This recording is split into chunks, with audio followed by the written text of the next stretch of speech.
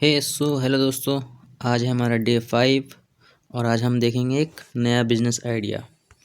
तो आज का बिजनेस आइडिया है हमारा कि हम एम्प्टी रूम से इनकम कैसे जनरेट कर सकते हैं, यानी कि अपना खुद का कोवर्किंग स्पेस।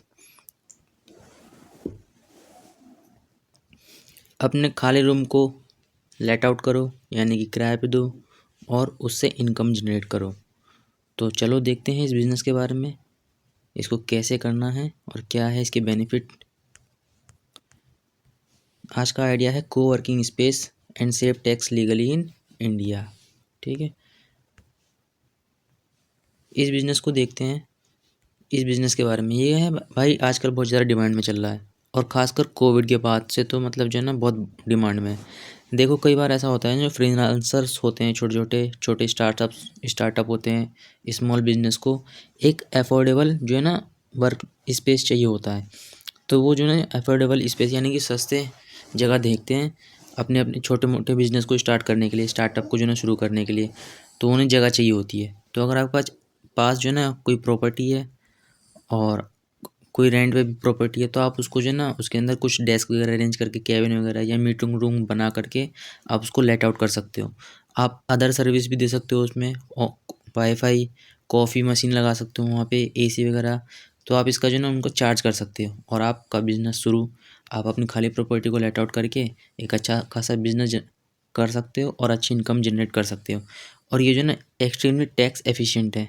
अगर आप सही तरीके से करेंगे इसको तो आपके अच्छे खासे पैसे ये टैक्स में बचा सकता है। तो चलिए देखते हैं कि जो है ना ये कैसे जो है ना आपके टैक्स बचाएगा, आपको क्या क्या जो है ना एक्सपेंस क्लेम करने को मिलते हैं। ठीक है, देखो सबसे पहला आता है कि इसके अंदर जो है ना रेंटल बिजनेस इनकम जो होती है। आपके पास कोई भी हाउस प्रॉपर्टी है, आप उसको जो है ना लेट आउट करो, आप उसका डिडक्शन क्लेम कर सकते हो।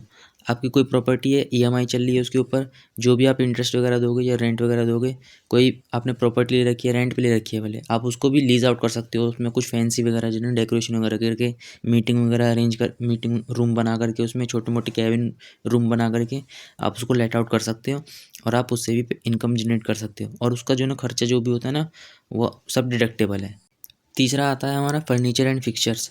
आप मान लो उसमें जो है रूम में चेयर लगा के देते हो, टेबल लाइटिंग वगैरह करके देते हो, एसी प्रिंटर वगैरह, ये सब जो है डेप्रिसिएशन इसके अंदर मिल जाएगा। आपका एक्सपेंस क्लेम कर सकते हो आप।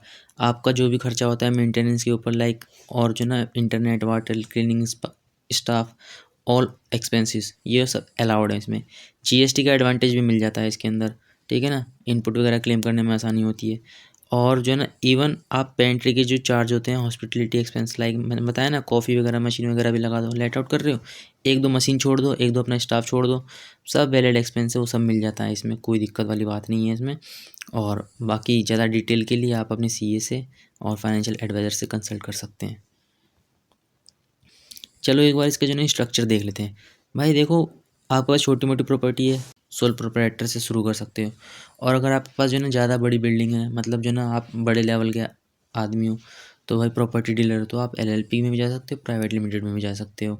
ठीक, क्योंकि भाई ये डिपेंड करता है कि आपके पास कितनी प्रॉपर्टी है, उसके हिसाब से जो है ना आप उसको चूज़ करना।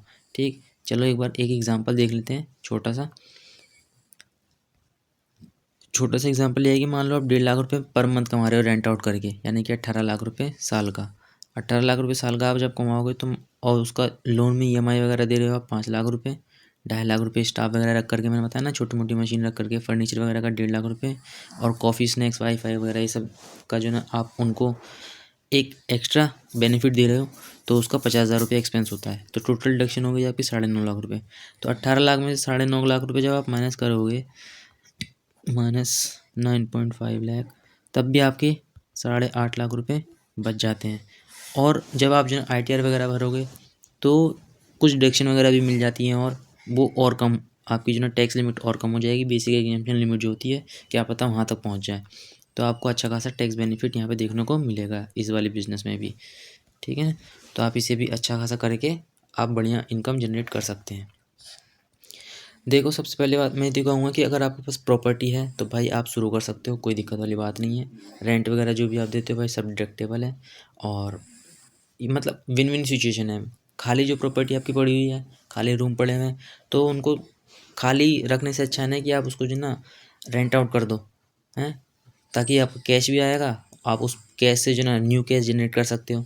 तो अगर आपको ये वीडियो अच्छी लगी हो कोवर्किंग स्पेस से रिलेटेड तो वीडियो को लाइक करना, कमेंट जरूर करना और मुझे बताना है कि आप इस बिज़नेस को कर कर रहे हैं या मतलब प्लानिंग कर रहे हैं स्टार्ट करने की।